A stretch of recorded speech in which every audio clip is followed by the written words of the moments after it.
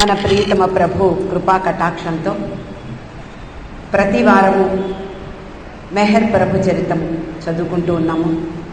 ప్రస్తుతం 12వ భాగం చివరికి వచ్చాం. గత నెలలో మనం చదువుకున్నటువంటి విషయాల్ని ఒక్కసారి మననం చేసుకుని ఈరోజు విషయంలోకి వెళ్దాం.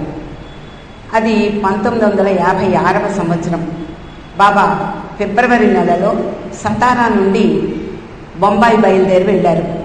అక్కడ ఆషియానాలో ఒకరోజు దర్శనానికై ఏర్పాట్లు చేశారు. దాని కొరకు బొంబాయిలోని బాబాకు అతి సన్నిహితులైనటువంటి ప్రేమికులు, అలాగే పూనా నుండి, హమీర్పూర్ నుండి, ఆంధ్ర నుండి కూడా ఆ రోజు దర్శనానికే వచ్చారు. ఆ రోజు ఆస్ట్రేలియా నుండి 2 స్త్రీలు రావడం జరిగింది. ఆ 2 స్త్రీల పేర్లు క్లారిస్ యాడమ్స్, ఐనా లెమన్. వారిద్దరూ బాబాని మొట్టమొదటిసారి కలుసుకుంటూ ఉన్నారు. బాబా అడిగారు, ఎలా వచ్చారు మీరు నా పరిధిలోకి అంటే, క్లారిస్ చెప్తుంది, బాబా నీకు సంబంధించినటువంటి ఒక పుస్తకాన్ని నా స్నేహితురాలు నాకు ఇచ్చింది. దాన్ని చదవగానే నాకు చాలా కోపం వచ్చింది. ఎవరైనా మానవుడు నేను అవతార పురుషుణ్ణి అని చెప్పడం ఎంతవరకు సమంజసం? ఎలాగైనా ఇది తప్పు అని చెప్పాలి, రుజువు చేయాలి అని ఆ పుస్తకాన్ని పదే పదే చదివాను. చదివిన కొద్దీ నాకు నీ మీద ఆసక్తి ఏర్పడింది. ఏమిటో తెలుసుకోవాలనే ఆతృత ఏర్పడింది. కాబట్టి నేను నీ దర్శనానికై ఇంత దూరం ఆస్ట్రేలియా నుండి ఇండియా వచ్చాను అని చెప్పింది. మరొక స్త్రీ ఐనా లెమన్, ఆవిడేం చెప్పింది అంటే, జీన్ ఏడ్రియల్ రాసినటువంటి అవతార్ అనే గ్రంథం చదివాను.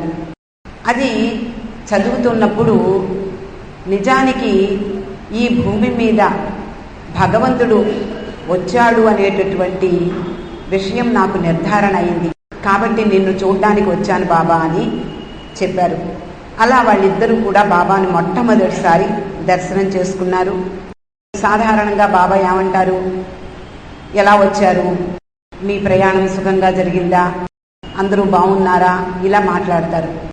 అలా బాబా మాట్లాడుతుంటే వాళ్ళు చెప్పడానికి కష్టంగా ఉంది. ఎందుకు అంటే కళ్ళ వెంట కన్నీరు ధారాపాతంగా కారుతోంది ఇద్దరికీ కూడా. ఆయన ప్రేమ వాళ్ళ హృదయాన్ని ఆకట్టుకుంది. వాళ్ళిద్దరూ బాబా అడిగిన ప్రశ్నలకు సమాధానం చెప్పలేక గొంతు గద్గదమైపోయింది. అలా వాళ్ళిద్దరూ బాబా దర్శనం చేసుకున్నారు. వాళ్ళిద్దరికీ బాబా తనను ఎలా ప్రేమించాలి అని తెలియజేశారు. అక్కడ ఉండేటటువంటి తన ప్రేమికుల్ని పిలిచి, నన్ను ఎలా ప్రేమించాలో ఒకసారి చెప్పండి అన్నారు. అందరూ తలో మాట చెప్పారు. అందులో ఒకరు పరిపూర్ణమైన భక్తితో బాబా అన్నారు. అప్పుడు బాబా అంటారు, అది సరే, కానీ మీరు అలా చెయ్యలేరు. పరిపూర్ణమైనటువంటి భక్తి ఎవరికి ఉంటుంది? ఆ స్థాయిలో సాధారణమైనటువంటి ప్రజలు ఉండలేరు. కాబట్టి అది పొరపాటు అభిప్రాయం అన్నారు. అయితే మరొక వ్యక్తి బాబాను గురించే నిత్యము ఆలోచిస్తూ నిరంతరము ఆలోచించడము అని మరొక వ్యక్తి చెప్పారు. అప్పుడు బాబా సంతోషించారు. ఆయన చిన్ముద్ర మనకందరికీ తెలుసు. ఇలా చిన్ముద్రను చూపించి, ఇది నిజమైన సమాధానం, ఇది పర్ఫెక్ట్ అన్నారు బాబా. ఆ విధంగా బాబాను ఎలా ప్రేమించాలో ఆ ఆస్ట్రేలియా ప్రేమికులిద్దరికీ కూడా తెలియజేశారు. బాబా అంటారు, దివ్య ప్రేమయే నిజమైన ప్రేమ. మీరు దివ్య ప్రేమను చూపించలేరు. ఎందుకు? భగవంతుడు ఆ దివ్య ప్రేమను కానుకగా మానవునికి ఇవ్వాల్సి ఉంది. కాబట్టి ఆ దివ్య ప్రేమను భగవంతుడి పట్ల చూపించాలి అంటే ఆయన మనకి ముందరే ఆ కానుకను అనుగ్రహించాలి. అందువలన నిరంతరము నా గురించి ఆలోచించడమే 2వ మంచి పద్ధతి. కానీ అది కూడా మీరు చెయ్యలేరు అని బాబా చెప్తున్నారు. మీరు మీ పనులు చేస్తున్న సమయంలో అప్రయత్నంగా, అతి సహజంగా నా నామాన్ని మీకు చేతనైనన్ని సార్లు చెప్తూ ఉండండి. అదే మంచి పద్ధతి. ఒకవేళ అది కూడా చెయ్యలేరేమో, అప్పుడు అలా చెయ్యండి. ప్రతిరోజు అర్ధ గంటకు తక్కువ కాకుండా, గంటకు ఎక్కువ కాకుండా బాబా నామాన్ని గట్టిగా జపించండి. యాంత్రికంగా నన్ను స్మరించడంలో ప్రేమ ఉండదు. నిరంతరము నన్ను తలచుకుంటూ మాటిమాటికి జపించడం కారణంగా ఏదో ఒకనాడు మీలో దివ్య ప్రేమ ప్రజ్వలిల్లుతుంది. అది కూడా మీకు చెయ్యాలని అనిపించకపోతే బాబా ఎన్నో అవకాశాలు ఇచ్చేవారు. ఏమైనా పర్వాలేదు అనేవారు. ఇలా చెయ్యమని చెప్తూనే చెయ్యలేకపోతే మానేయండి, అదంతా మీ ఇష్టం అనేవారు.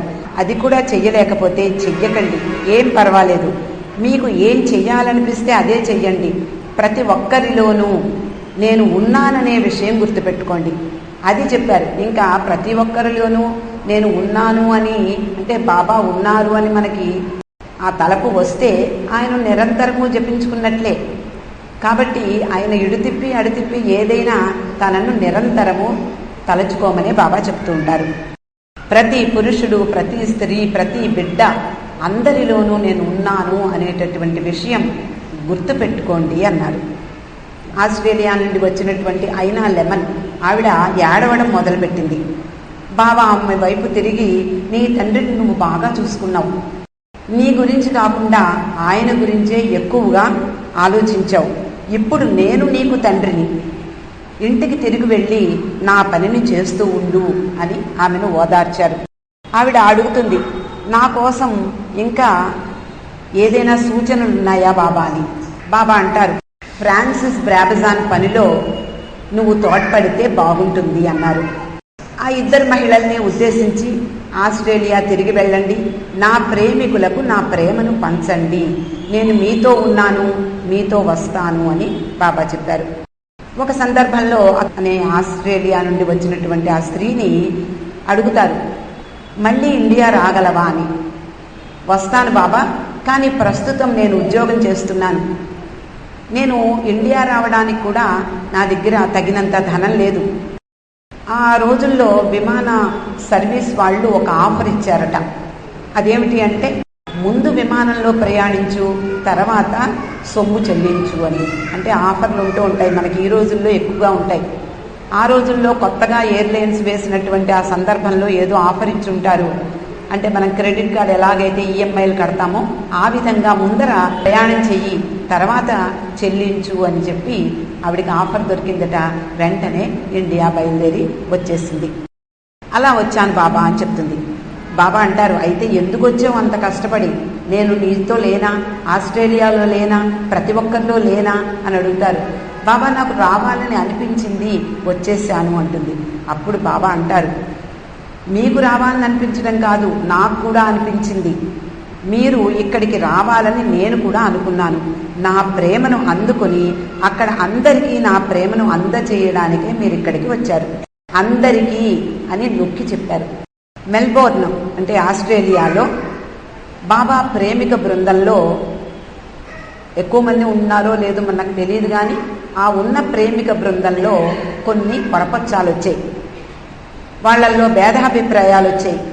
బాబా ఇలా మాట్లాడగానే వాళ్ళిద్దరికీ అర్థమైపోయింది, అమ్మో మన మెల్బోర్న్లో బాబా ప్రేమికుల మధ్య వచ్చినటువంటి భేదాభిప్రాయాలు ఈయనకి కూడా అర్థమైపోయాయి.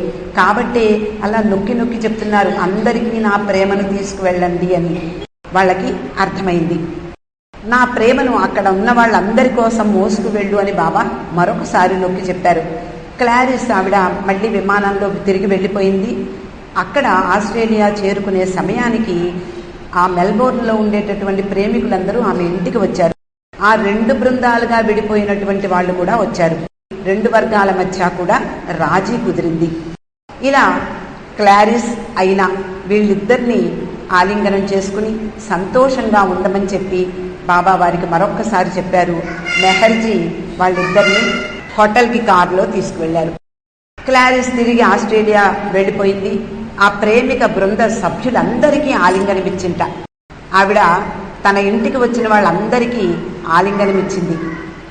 అప్పుడు చాలామంది ఆమె యొక్క ఆలింగనంలో బాబా ప్రేమను పొందాము, బాబా ఆలింగనం చేసుకున్నట్లుగానే మేము అనుభూతి పొందాము అనే అనుభూతిని వాళ్ళు పొందారు. వాళ్ళందరూ బాబా మొట్టమొదటిసారిగా ఎవరు అనే దాన్ని అర్థం చేసుకున్నారు. ఆయన దివ్య పురుషోత్తముడని గ్రహించారు. బాబా మండలి సభ్యులందరూ కూడా ఆ రోజు కార్యక్రమం అయిపోయింది, భోజనాలు చేసి అదే రోజు సతారాకి బయలుదేరి వెళ్ళిపోయారు. మధ్యలో నవరోజీ దాదాచాంజీ అతన్ని కుటుంబాన్ని చూసేందుకు దాదర్లో కొంతసేపు ఆగారు. సతారా వెళ్లే ముందు పూనాలో కూడా జస్సావాలా కుటుంబాన్ని, కేరేవాలా కుటుంబాన్ని చూసేందుకు బాబా కొద్దిసేపు బింద్రా హౌస్లో ఆగారు. ఈ మధ్య కాలంలో క్లారిస్ యాడమ్స్ విమానంలో వెళ్ళిపోయింది. అయినా 2 వారాలు ఉండిపోవలసి వచ్చింది. ఎందుకు అంటే ఆవిడ ఓడలో వచ్చింది కాబట్టి మళ్ళీ ఓడలోనే తిరుగు ప్రయాణం అయ్యింది. అలా బాబా బృందం అంతా కూడా సతారాకు తిరిగి వచ్చేశారు. చుట్టుపక్కల గ్రామాల నుండి వచ్చేటటువంటి వాళ్ళందరికీ బాబా దర్శనం ఇవ్వాల్సి ఉంది. కాబట్టి వాళ్ళందరికీ రోజుకు 1 గంట మాత్రమే దర్శనం ఇవ్వడానికి అంగీకరించారు. ఆ తర్వాత దర్శనాల్ని పూర్తిగా నిలిపివేశారు. ఎందుకు అంటే బాబా 1 సంవత్సరం పాటు ఏకాంతవాసంలోకి పెడుతున్నాను అని చెప్పారు. ఆ రోజు అంటే ఫిబ్రవరి 8వ తేదీ రాత్రి 1 గంటకు రువానో బొగస్లేవ్ ఆవిడ హృద్రోగంతో మరణించింది అనే వార్త వచ్చింది. ఆవిడ నాసికాశ్రమంలో అంటే 1937-38 సంవత్సరాలలో నాసికాశ్రమంలో ఆవిడ కొన్ని నెలల పాటు ఉంది. ఆమె ఒకసారి బాబాతో అందట, బాబా నిన్ను చూసినప్పుడల్లా నా వీపుకు రెక్కలు వచ్చినట్లుగా అనుభూతి కలుగుతూ ఉంటుంది. ఒక గద్దలాగా, ఈగల్లాగా నేను ఎగిరిపోగలను అనిపిస్తూ ఉంటుంది అని చెప్పిందట.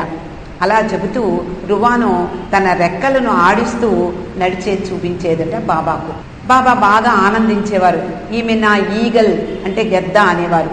ఆమె చనిపోయిన తర్వాత ఫ్రెడ్ వింటర్ఫీల్డ్ బాబాకు టెలిగ్రామ్ ఇస్తూ నీ ఈగల్ నీ దగ్గరికి ఎగిరిపోయింది బాబా అని టెలిగ్రామ్ ఇచ్చారు. బాబా తిరిగి కేబుల్ పంపిస్తూ నా ఈగల్ మరణించలేదు, నా రాజ్యంలో నిరంతరము ఎగురుతూనే ఉంటుంది అని వ్యాఖ్యానించారు. రువానో మరణ వార్త విన్నాక బాబా ఇంకా మరో 3 నా దగ్గరకు రావాల్సి ఉంది అన్నారు. అప్పుడు మణి అడుగుతుంది, తూర్పు దేశస్థులా పశ్చిమ దేశీయులా బాబా చెప్పు అంటుంది. అప్పుడు వాళ్ళిద్దరూ ఉన్నారు, 2 వైపుల నుండి నా దగ్గరకు వచ్చేవాళ్ళు ఉన్నారు అని బాబా చెప్పడం జరుగుతుంది. అలా మనము మెహర్ ప్రభు చరితము 12వ భాగాన్ని బాబా కృపా కటాక్షంతో పూర్తి చేసుకున్నాము. 13వ భాగంలో సతారాలో ఏకాంతవాసం. సతారాలో మెహర్ బాబా ఏకాంతవాసానికి అన్ని ఏర్పాట్లు పూర్తయ్యాయి. చేయవలసిన పనులన్నీ కూడా తన మండలి సభ్యులకు బాబా స్వయంగా అప్పగించేవారు. ఎవరికి ఏ విధమైనటువంటి అధికారాన్ని ఇచ్చేవారు కాదు. ప్రతి విషయము, ప్రతి చిన్న పని కూడా ఆయనే స్వయంగా పరిశీలించి పరీక్షించి ఎవరికి ఎలా ఇవ్వాలో ఎప్పుడు ఇవ్వాలో ఆయనకి తెలుసు. కాబట్టి వాళ్ళందరికీ ఆయన యొక్క పనులన్నీ కూడా అప్పగించారు. సావకొత్వాల్, వెంకోబారావు, బైదుల్ రాత్రి కాపలా విధులను నిర్వహించాలి. ఎరిచ్, బావులకు బాబా వ్యక్తిగత అవసరాలు చూసే పనిని అప్పగించారు. ఈ పనులే కాకుండా బావుకి అదనంగా కొన్ని పనులున్నాయి. ఇస్మాయిల్ అనేటటువంటి బాబా దగ్గర ఉండే ఒక పిల్లవాడికి చదువు చెప్పాలి. పోస్ట్ ఆఫీస్కు వెళ్ళి ఉత్తరాలు మొదలైనవి తీసుకురావాలి. అవసరాన్ని బట్టి రాత్రి కాపలా కూడా బావు చెయ్యాలి. 1 నెల తర్వాత వెంకోబారావు తిరిగి ఇంటికి వెళ్ళిపోయాడు.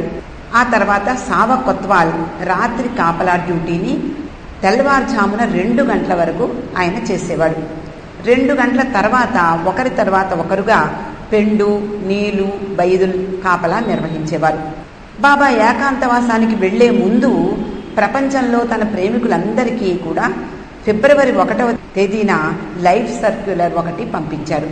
ఆ లైఫ్ సర్క్యులర్లో తాను 1 సంవత్సరం పాటు ఏకాంతవాసంలో ఉండబోతున్నానని, ఎవరూ తనను చూసే ప్రయత్నం చేయకూడదని, తనకు ఉత్తరాలు వ్రాయకూడదని, ఫిబ్రవరి 14వ తేదీ నుండి అర్ధరాత్రి నుండి ఫిబ్రవరి 15 అర్ధరాత్రి వరకు 2 కప్పుల టీ లేదా కాఫీ ఒకేసారి తీసుకుని ఉపవాసం నిర్వహించాలి.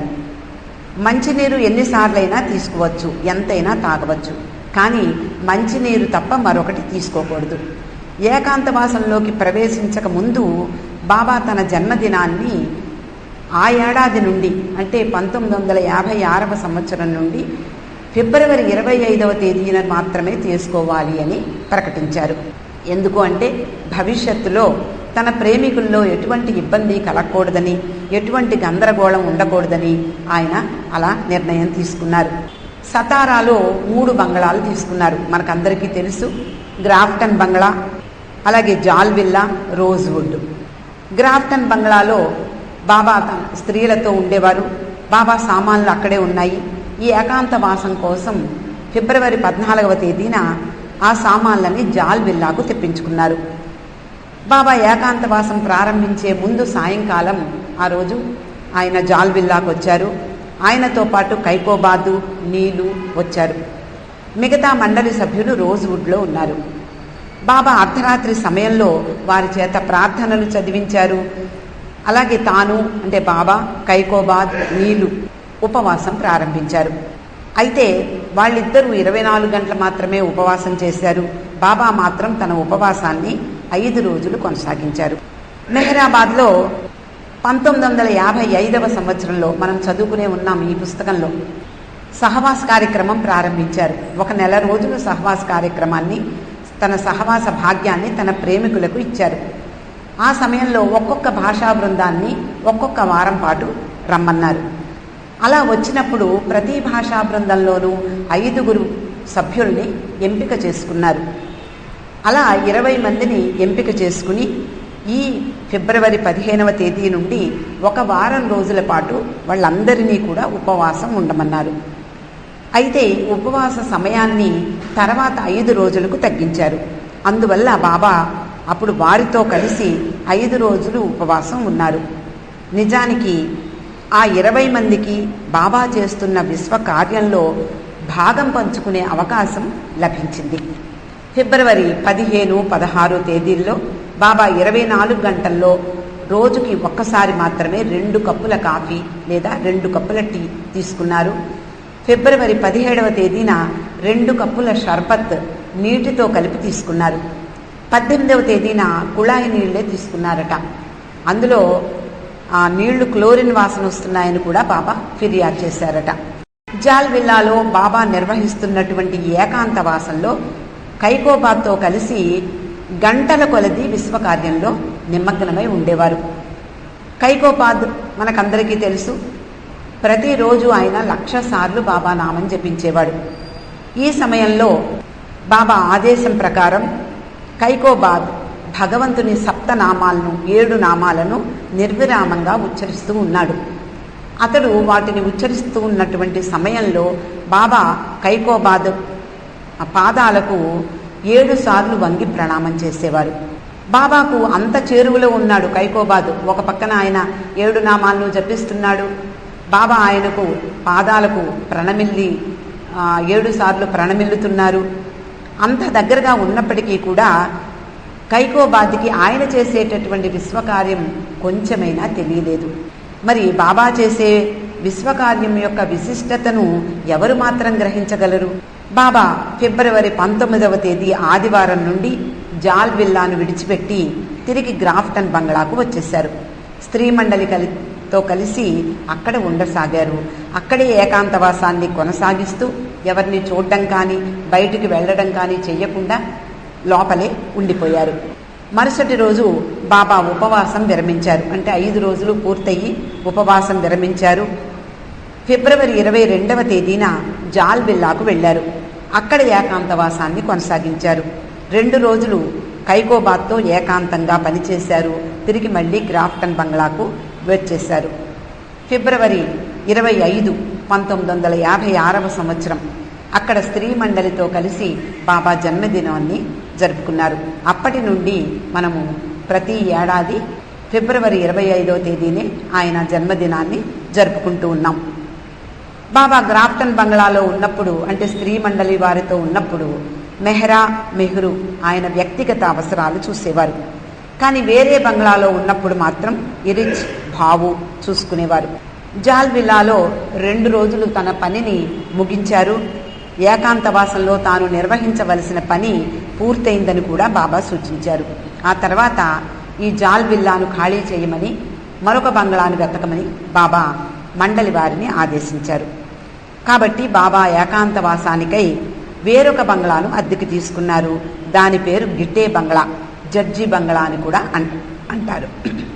ఫిబ్రవరి 1956 వరకు బాబా అవసరాల్ని చూడడంతో పాటు బాబాతో పాటు కృష్ణాజీ అనేటటువంటి ఒక సాధు పొంగవుడు ఉండేవాడు. ఆయన అవసరాలను కూడా బాబా భావుకి అప్పచెప్పారు. అతడు భావుని మామూలు సేవకునిలాగా చూసేవాడు. కృష్ణాజీ జాల్విల్లాను విడిచిపెట్టి వెళ్ళారు కదా బాబా, కాబట్టి అతన్ని కూడా ఖాళీ చేయమన్నారు. కృష్ణాజీ తన సామాన్లన్నీ రోజ్వుడ్కు బంగ్లాకు మోసుకు రమ్మని చెప్పి భావూజీని ఆదేశించాడు. కృష్ణాజీకి సంబంధించినటువంటి బెడ్డింగు చుట్టపెట్టి భావు తలపై పెట్టుకున్నాడు. ఆయన ట్రంక్ పెట్టిని చేత్తో మోసుకుంటూ రోజ్వుడ్ బంగ్లా వైపు వస్తున్నాడు. కృష్ణాజీ మాత్రం చేతికర్రను ఊపుకుంటూ దర్జాగా ముందు నడుస్తున్నాడు. ఇతడు సేవకునిలాగా వెనకాతల అతని సామాను మోసుకుంటూ వస్తున్నాడు. ఈ దృశ్యాన్ని నీలు చూశాడు దూరం నుండి. గబగబా వచ్చి అడుగుతున్నాడు, ఈ సామాను ఎవరిది అని. భావు కృష్ణాజీది. అదేమిటి, నువ్వు సామాను మోయడం ఏమిటి, నువ్వు అతని సేవకుడివా అని అడిగాడు. అడిగితే ఈ పనులు చెయ్యమని బాబాయే నన్ను ఆదేశించారు అంటారు. ఇంకా అతనికి సంతృప్తి కలగలే. వెంటనే గ్రాఫ్టన్ బంగ్లాకు వెళ్ళి బాబాకి ఫిర్యాదు చేశాడు, ఏమిటి బాబా ఇది అని. అప్పుడు బాబా భావూజీని పిలిచారు. ఏమిటి, నువ్వు కృష్ణాజీ సామాన్లు నెత్తి మీద పెట్టుకోవాల్సిన అవసరం ఏమిటి, ఎందుకు మోస్తున్నావు అని గట్టిగా అడిగారు. అడిగినప్పుడు బాబా అలా అడగగానే భావు బెదిరిపోయాడు. బెదిరిపోయి, బాబా నువ్విచ్చిన ఆదేశమే కదా అన్నారు. అంటే బాబా అంటున్నారు, అవును నేనే ఆదేశించాను, కానీ నీకు మాత్రం బుద్ధి లేదు. ఒక పువ్వు తాజాగా ఉన్నప్పుడు దానికి పరిమళం ఉంటుంది, అందరూ దాన్ని ఆస్వాదిస్తారు, దాన్ని జాగ్రత్తగా చూసుకుంటారు, దానికి విలువ ఇస్తారు. అది ఎప్పుడైతే వాడిపోయిందో దాన్ని తీసి అవతల పారేస్తారు. నేను కృష్ణాజీకి ఒక తాజా పుష్పం వలె ఉండే అవకాశాన్ని కల్పించాను, కానీ అతడు అలా ఉండలేకపోయాడు. ప్రస్తుతం అతడు వాడిపోయి ఉన్నాడు, కాబట్టి వాడిని బయటికి విసిరేయి. నేను అతనికి మరొక అవకాశాన్ని ఇస్తాను. నా ప్రేమ ద్వారా అతడు లబ్ధి పొందితే అదృష్టవంతుడవుతాడు అని చెప్పారు. ఇంకా భావూజీకి హాయిగా ఊపిరి పీల్చుకున్నాడు. అమ్మయ్య, ఈ కృష్ణాజీ గొడవ వదిలింది అని అతడు దర్జాగా రోజ్వుడ్ బంగ్లాకి వెళ్ళాడు. భావుని చూడగానే కృష్ణాజీ మండిపడుతూ, ఏమిటి నా బెడ్డింగ్ మోసుకొచ్చావు, ఇక్కడ పడేయడమేనా, దాన్ని పరచాలని తెలీదా అని అడిగాడు. అడిగితే ఇంకా భావుకి ధైర్యం వచ్చింది. నీ పని నువ్వే చేసుకో, నీ సేవ చేయడానికి నాకు టైం లేదు అని ఖచ్చితంగా చెప్పాడు. కృష్ణాజీ ఇదేమిటి, ఇప్పటి వరకు చాలా ఒద్దికగా గౌరవంగా నన్ను చూస్తున్నాడు, ఇంతలో ఏమైంది వీడికి అని బాబాకి ఫిర్యాదు ఇవ్వడానికి వెళ్ళిపోయాడు. అప్పుడు బాబా అంటారు, భావుకి మాత్రం ఎక్కడ సమయం ఉంది అంటే, చూడండి ఎవరికి ఎలా చెప్పాలో గట్టిగా చెప్పలేదు. అతడు ఒక సాధు పుంగవుడు, మరొక అవకాశం ఇస్తానని ఇప్పుడే చెప్పారు బాబా, కాబట్టి అది మరొక అవకాశం ఇచ్చేందుకో ఏమో మనకి తెలియదు కానీ అంటున్నారు. భావుకి మాత్రం ఏమంత సమయం ఉంది, తెల్లవారింది మొదలు రాత్రి వరకు అతడు పనిచేస్తూనే ఉంటాడు పాపం, అతని పైన కొంచెం జాలి చూపించవచ్చు కదా అన్నారట. అప్పుడు కృష్ణాజీ ఇంకా నోరు మెదపకుండా వెళ్ళిపోయాడు. 2 రోజుల తర్వాత కృష్ణాజీని పిలిచి బాబా అతన్ని గడ్డం చేయించుకోమని, క్షవరం చేయించుకోమని చెప్పారు. బాబా సతారాలో ఉన్నప్పుడు భావుని పిలిచి చైనా వాళ్ళలాగా మీసాలు పెంచుకోమన్నారు. అందరికీ పాత సినిమాలు చూస్తుంటే గుర్తుకొస్తూనే ఉంటుంది మీ అందరికీ, ఈ మీసాలు పొడవుగా ఉంటాయి చైనా వాళ్ళకి ఆ రోజుల్లో, అలా పెంచుకోమన్నారు. మండలి వారికి ఏం చెప్పినా బాబా ఏమిటి, ఎందుకు, ఏమిటి అనే ప్రశ్న వాళ్ళకి అడిగేవారు కాదు. ఇక్కడ హఫీజ్ సూక్తులు ఉన్నాయి, హఫీజ్ సూక్తులు ఎలాగో ఉంటాయో వాళ్ళు అక్షరాల వాళ్ళు పాటించి మనకు చూపించారు. అందువలన ఎప్పుడు ఎందుకు ఏమిటి అని అడిగేవారు కాదు. కాబట్టి భావు కూడా బాబా పెంచుకోమన్నారు, సరే బాబా అంటూ ఆయన పెంచుకున్నారు. కానీ అందరికీ చండాలంగా కనిపించేదట ఆయన ముఖం. అందరూ నవ్వేవారు. పోస్ట్ ఆఫీస్కి వెళ్ళేవాడు, బయటికి వెళ్తూ ఉండేవాడు, అందరూ నవ్వుతుంటే అందరూ ఒక ఆయన అడిగట, ఏమిటి పిచ్చా వెర్రా, నువ్వు ఇలాంటి మీసాలు పెంచుకుంటున్నావేమిటి అని. ఎప్పుడు మా గురువుగారు చెప్పారనో మా బాబా చెప్పాడనో ఎప్పుడు చెప్పేవారు కాదు. భావు అన్నట్ట, నేను చైనా వెళ్ళబోతున్నాను, మరి వాళ్ళ ఆచారాలు వ్యవహారాలు పాటించాలి కదా, కాబట్టి నేను వాళ్ళల్లో నన్ను కూడా ఒకళ్ళుగా కలుపుకోవాలి అంటే వాళ్ళ ఆచారాలు పాటించాలి కదా అని చెప్పాడు. చెప్తే నువ్వు చైనా వాళ్ళ కనిపిస్తున్నావా ఏమిటి, వాళ్ళల్లో నిన్ను చేర్చుకునేందుకు మీసాలను ఒకటి చూసి నేర్చుకుంటాడా అని మళ్ళీ ఆ వ్యక్తి అడిగాడు.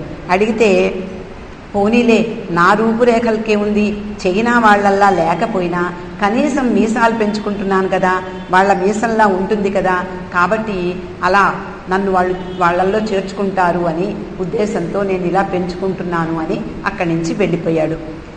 భావు సమాధానం ఇలా ఉండేది.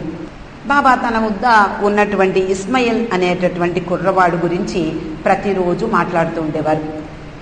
అతడు చాలా తెలివైన వాడిని, స్కూలుకు వెళ్ళే అందరి పిల్లల్లాగా అతడు కూడా చదువుకుంటే బాగుండని తన అభిప్రాయాన్ని వ్యక్తం చేశారు. సతారాలో ఉన్న సమయంలో ప్రతిరోజు అతడి గురించే, అతడు ఒక రైల్వే స్టేషన్లో ఉండేవాట. అతడిని బాబా తీసుకొచ్చారు సతారాకు. ఎందుకు ఇలాంటి పనులు చేసేవారు అంటే తన మండలి వారికి ఒక శిక్షణ ఇవ్వడం కోసంగా అని కనిపిస్తుంది. అతడు 4వ క్లాస్ వరకే చదువుకున్నాడు. అతన్ని తన దగ్గర కూర్చోపెట్టుకుని గారాబం చేస్తూ ఉండేవారు. అతడికి చదువు చెప్పమని భావుని అప్పగించారు. ఒకరోజు భావుని గ్రాఫ్టన్ బంగ్లాకు పిలిచి బాబా అంటున్నారు, ఇస్మాయిల్ చాలా మంచి పిల్లవాడు, నీవు వానికి మనసంతా పెట్టి చదువు చెప్పాలి. ఇంతకుముందు అతడు 4వ తరగతి వరకు చదువుకున్నాడు. నువ్వు 1 సంవత్సరం లోపు మెట్రిక్ పరీక్ష రాయించాలి. అంటే 7 సంవత్సరాలు ఏకధాటిగా 1 సంవత్సరంలోనే పూర్తి చేసి మెట్రిక్ పరీక్ష రాయించి అతన్ని పాస్ చేయించాలని కూడా బాబా భావుని ఆదేశించారు. భావుజీ ఆశ్చర్యపోయాడు, ఇదేమిటిది, ఇదేం పని అని. ఒక 4వ తరగతి కుర్రవాడికి అతి త్వరగా హై స్కూల్ స్టడీస్ అన్నీ పూర్తి చేసి మెట్రికులేషన్ చెప్పడం అంటే మాటలా ఏమిటి అని ఆలోచిస్తున్నాడు. బాబా అంటారు, నువ్వు దాని గురించి ఏమీ చింతించకు, నేను నీకు ఆంతరంగికంగా సహాయం చేస్తాను, ఏం పర్వాలేదు, నువ్వు ప్రొసీడ్ అవ్వు అని అతనికి చదువు చెప్పమని భావుకి అప్పచెప్పారు. ఇక్కడికి ఈరోజు ముగిద్దామండి. అవతార్ మెహర్ బాబాకి జై.